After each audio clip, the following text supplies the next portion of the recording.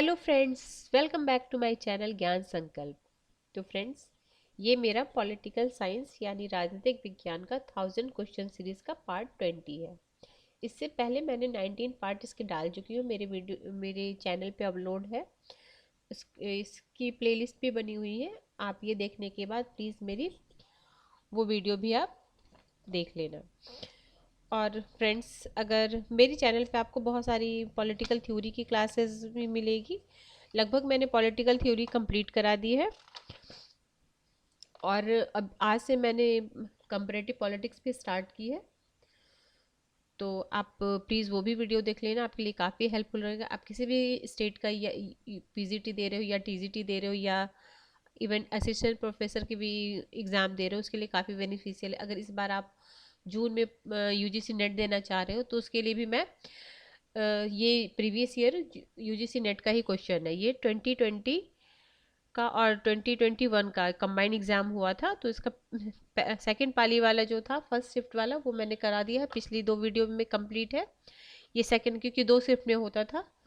इस बार जो था, जो दिसंबर 23 में हुआ था, वो 1 शिफ्ट में हुआ था, लेकिन उधर 2-3 साल मतलब 2 शिफ्ट में हो रहा है। और उसमें जून कोविड के कारण 2 एग्ज़ाम कंबाइन करके 1 एग्ज़ाम में हो रहा था, क्योंकि साल में 2 बार होता था, तो उस कोविड के कारण नहीं हो पा रहा था। तो 2 साल का एक से एक बार में ले रहा था। और फ्रेंड्स, जब भी मैं क्लास स्टार्ट करती हूँ उससे पहले मैं आपको कुछ आर्टिकल बताती हूँ, मतलब सीरियल वाइज मैं आर्टिकल बता रही हूँ। तो स्टार्टिंग क्लास अगर आप मेरी देखोगे तो आपको सारे आर्टिकल भी मतलब याद हो जाएंगे धीरे धीरे करके। तो स्टार्ट करती हूँ। मैंने उच्च न्यायालय से संबंधित जितने भी आर्टिकल थे आपको पिछले क्लास में बता दी हूँ। आज मैं अधीनस्थ न्यायालय से संबंधित आर्टिकल बताने वाली हूँ। तो सबसे पहले जानो कि अधीनस्थ न्यायालय की आर्टिकल कहाँ से स्टार्ट होती है। तो 233 से। ये 233 में जिला न्यायाधीशों की नियुक्ति बताया गया है। 233 का अनुच्छेद में कुछ जिला न्यायाधीशों की नियुक्ति का और उसके द्वारा किए गए निर्णय आदि का विधिमान्यकरण। अनुच्छेद 234 में न्यायिक सेवा में जिला न्यायाधीशों से भिन्न व्यक्तियों की भर्ती। आर्टिकल 235 में अधीनस्थ न्यायालयों पर नियंत्रण। 236 में निर्वाचन। 237 में कुछ वर्गों या वर्गों के मजिस्ट्रेटों पर इस अध्ययन के उपबंधों का लागू होना। तो फ्रेंड्स, आज इतना ही आर्टिकल बता दें। नेक्स्ट क्लास में मैं संघ राज्य क्षेत्र से संबंधित आर्टिकल बताऊंगी। तो फ्रेंड्स, अगर आज का क्लास स्टार्ट करते हैं, आज का क्वेश्चन स्टार्ट करते हैं। ये जून 2020 और 2021 का है यूजीसी नेट। तो सबसे पहला क्वेश्चन है, साम्राज्यवाद का उच्चतम चरण यह किसका कथन है। ये तो लेनिन का कथन है। A option is right. अगला, गाया की अवधारणा किसने दी थी। तो ये दिए थे जेम्स लवलॉक। तो गाया क्या है एक बार मैं बता देती हूँ आपको। गाया की अवधारणा मूलतः यूनान में प्रचलित थी, जिसके अनुसार पृथ्वी भौतिक नहीं है, न ही यांत्रिक है, अपितु यह जीवित शरीर की भांति है, जिसके अनेक अंगों के बीच महत्वपूर्ण अंतर निर्भरता है। गाया की अवधारणा जेम्स लवलॉक ने दी। रसेल कर्सन एक अमेरिकी लेखक, वैज्ञानिक और पर्यावरणविद थे, जिनकी पुस्तक, जिसकी रसेल सर की क्या है, साइलेंट स्प्रिंग है। ये भी एक बार क्वेश्चन यूजीसी नेट में पूछा कि वंदना शिवा किससे रिलेटेड है। तो वंदना शिवा पर्यावरणीय कार्यकर्ता है और चिपको आंदोलन में इन्होंने भाग लिया था, वंदना शिवा। विल किमलिका की किन अधिकारों की अग्रदूत है। तो विल किमलिका सांस्कृतिक अधिकारों की। अगला क्वेश्चन है, निम्नलिखित में से, हाँ इनका ये वाला बुक है, मल्टी कल्चरलिज्म सिटीजनशिप 1995। अगला क्वेश्चन है, क्वेश्चन नंबर 4, निम्नलिखित में से कौन सा सकारात्मक उदारवादी है। मैंने उदारवाद का भी बहुत अच्छे से समझा है, सकारात्मक उदारवाद कौन से, नकारात्मक। तो आप प्लीज़ ये वीडियो देखने के बाद आप मेरी चैनल पे प्लेलिस्ट बना हुआ, उसमें पॉलिटिकल थ्योरी में उदारवाद देखना।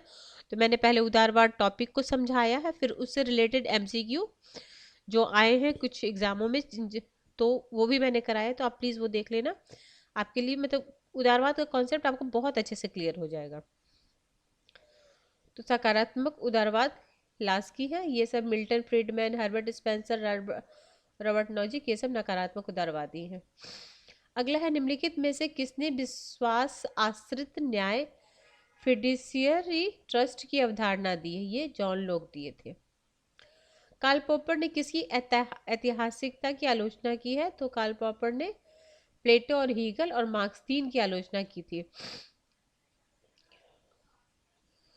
देखो इसमें दिया ना, प्लेटो, हीगल और मार्क्स की आलोचना की थी कार्ल पॉपर। और कार्ल पॉपर की बहुत ही प्रसिद्ध बुक है, किसमें की थी इनकी आलोचना? The open society and it's enemy, 1945।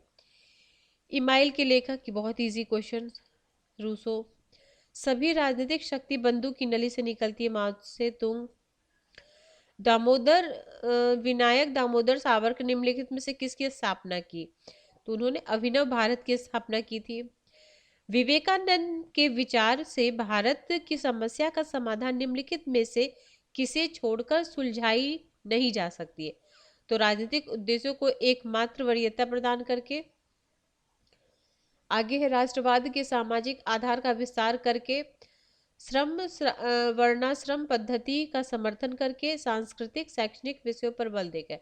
तो राष्ट्रवाद के सामाजिक आधारों का विस्तार करके, option B is the right answer. निम्नलिखित में से किसने कौटिल्य की, ये आपका मैथ यूपी टीजीटी में, सॉरी पीजीटी में ये क्वेश्चन पूछा जा सकता है, इस तरह के क्वेश्चन पूछते हैं। कौटिल्य की द अर्थशास्त्र नामक, कौटिल्य का अर्थशास्त्र है द अर्थशास्त्र, ठीक है। कौटिल्य द अर्थशास्त्र नामक पुस्तक किसने लिखी है? तो इन्होंने किसने लिखी है? एल एन रंगराजन ने। तो देखो, द कौटिल्य द अर्थशास्त्र नामक पुस्तक एल रंगराजन ने लिखी थी। इसका प्रकाशन कब हुआ था? 1992 में। हरमन कुलकेल तथा डाइटरमर ने पुस्तक हिस्ट्री ऑफ इंडिया लिखी है। अच्छा, हिस्ट्री ऑफ इंडिया लिखी है। ए ब्रेकन वर्ल्ड ऑफ सेक्रीफाइस नामक पुस्तक जेसी हिस्टमैन ने लिखी है। फ्रेंड्स, अभी जैसे इनकी पुस्तक दे दिया तो हो सकता है एक दो मतलब कभी आपका जैसे कुछ पुस्तकें कालक्रमानुसार सजाने को दे दिया जाता है, तो थोड़ा सा मतलब ऐसे बहुत ध्यान नहीं रखे, थिंकर कर दिया कि इस समय के थिंकर है ये, तो उससे रिलेटेड करके कालक्रमानुसार सजाए, क्योंकि हर को याद रखना तो पॉसिबल नहीं हो पाता ना। अतः स्वतंत्रता के प्रति अधिक अनुक्रियाशीलता बनाने के पूर्व मन का सर्वप्रथम विउपनिवेशीकरण करना होगा। यह निम्नलिखित में से किसका कथन है? ये स्वामी विवेकानंद का कथन है। अगला क्वेश्चन है, निम्नलिखित में से किसने लोकतंत्र को समाज का एक ऐसा रूप बताया जिसमें राजनीतिक संभ्रांति व्यक्तियों की बढ़ती व्यक्तिक योग्यता के आधार पर विभिन्न सामाजिक स्तरों से भी जाती है? तो ये टीबी बोटोमोर बोलते हैं, टीबी बोटोमोर, ठीक है। अगला, निम्नलिखित में किसने नवीन सामाजिक आंदोलनों का समर्थन किया? तो ये नव मध्यम वर्ग थे, मध्यम वर्ग, नव मध्यम वर्ग, नवीन सामाजिक आंदोलन। अगला है, निम्नलिखित में से कौन सा अवयव राजनीतिक संस्कृति के लिए आवश्यक नहीं है? तो ये आप पढ़ के बता। देखो, मूल्य है, भावनात्मक अभिवृत्ति है, विश्वास है, भ्रष्टाचार थोड़ी होगा। कुछ क्वेश्चन तो आप अपने विवेक से लगा सकते हो सही, एलिमिनेट करके कि ये सब तो नहीं होगा तो ये होगा। निम्नलिखित में से किस देश में न्यायिक पुनरावलोकन का प्रावधान नहीं है? तो स्विट्जरलैंड में नहीं है। संयुक्त राष्ट्र अमेरिका तो इसकी जननी है, यहाँ से तो स्टार्ट ही हुआ है, भारत तो हम इसी से लिए हैं, और यहाँ भी थोड़े हद से मतलब रहता है।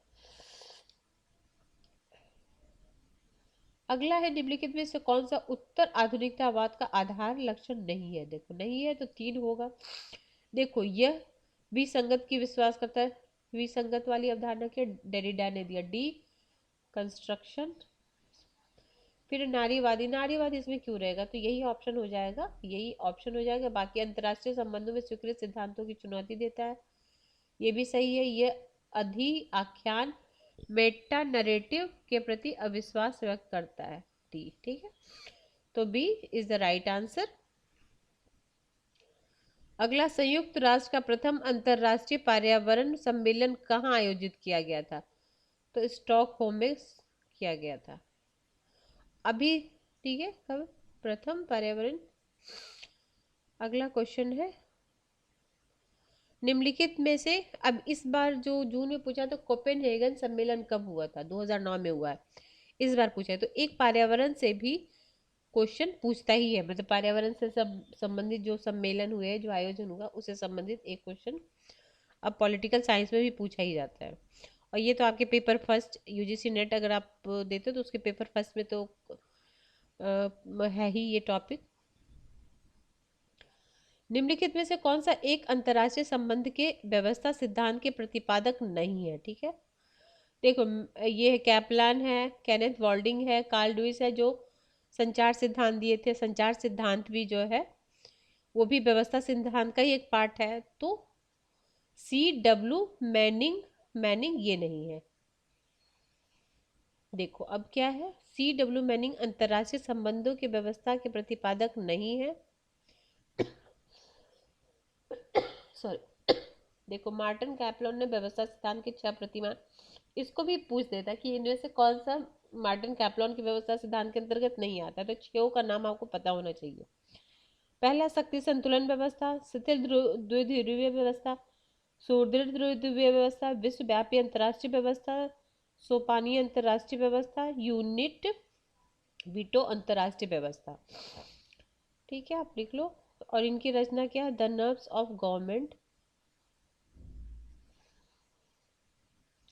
अगला है, निम्नलिखित में से कौन सा एक अंतर्राष्ट्रीय संबंधों में हेंस जे मॉर्गनथाउ के यथार्थवादी के सिद्धांत का मुख्य सिद्धांत नहीं है? तो राजनीतिक सार्वभौमिक नैतिक मूल्यों द्वारा शासित होती है, राजनीतिक मानव स्वभाव में सन्निहित राष्ट्रीय हित के संदर्भ में सदैव परिभाषित होता है, राजनीतिक गतिविधि एक स्वायत्त। तो ये नहीं, ए ऑप्शन इज नहीं है, मतलब सार्वभौमिक नैतिक मूल्यों द्वारा शासित होती, ये नहीं है, बाकी सब है। इनकी बुक का नाम political among nation, struggle of power and peace. इसका एक बार पूरा नाम पूछ लिया गया था, तो पावर पहले पीस बाद में है, तो ऐसे पीस पहले पावर बाद में दे दिया था, ऑप्शन 2 ऑप्शन ऐसे दिया था। तो पॉलिटिकल अमंग नेशन तो सब जानते हैं, इसका पूरा नाम है political among nation, struggle for power and peace, 1948। इनके भी 6 सिद्धांत है। ठीक है, ये 6 सिद्धांत है, आप एक बार देख लेना या स्क्रीनशॉट ले लो। भारत का काला पानी भूमि विवाद किस देश से? तो नेपाल से है। किस प्रधानमंत्री ने पड़ोसी देशों के साथ एक तरफा रियायत दी थी? तो गुजराल, उस समय विदेश मंत्री बराबर गुजराल नामक सिद्धांत था, और गुजराल एच डी गौरव के कार्यकाल में विदेश मंत्री थे, मतलब इन्होंने इस समय ये विदेश मंत्री थे, उस समय किसका शासन था? कौन प्रधानमंत्री थे? देवगौड़ा थे। 1954 पंचशील तो सबको पता है, चीन के साथ हुआ था। पंचशील का क्या क्या सिद्धांत है ये भी आप एक बार बोलो, कब हुआ था? तो 1954 में हुआ था, भारत और चीन के बीच। क्या है? एक दूसरे के प्रति प्रादेशिक अखंडता की सर्वोच्चता के लिए परस्पर सम्मान की भावना, अनाक्रमण की भावना, एक दूसरे के आंतरिक मामलों में हस्तक्षेप न करना, समानता एवं पारस्परिक लाभ, शांतिपूर्ण सहअस्तित्व की भावना का विकास। भारत के नाभिकीय सिद्धांत की निम्न में से कौन सी विशेषता नहीं है? तो देखो, न्यूनतम विश्वसनीयता, प्रतिवारण, मित्र राष्ट्र के विरुद्ध इसका प्रयोग नहीं, यही नहीं है, बाकी है। ठीक है, option B is right answer.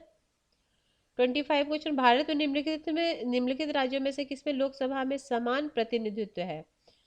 तो आपका ये तो एक बार पढ़ लेना, एक बार मतलब गो थ्रू हो जाना, इससे भी कभी कभी क्वेश्चन पूछ ही दिया जाता है कि कहाँ कहाँ क्या है। तो देखो, अरुणाचल और गोवा और त्रिपुरा में 2-2 हैं।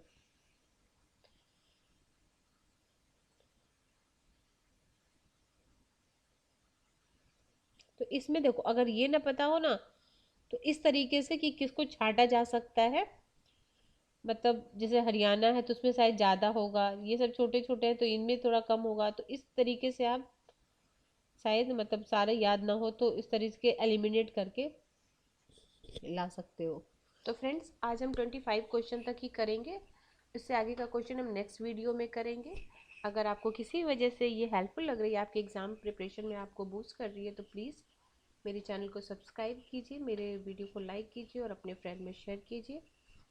टिल देन बाय बाय, मैं इसी तरह के इम्पोर्टेंट वीडियो आपके लिए लेते आऊँगी।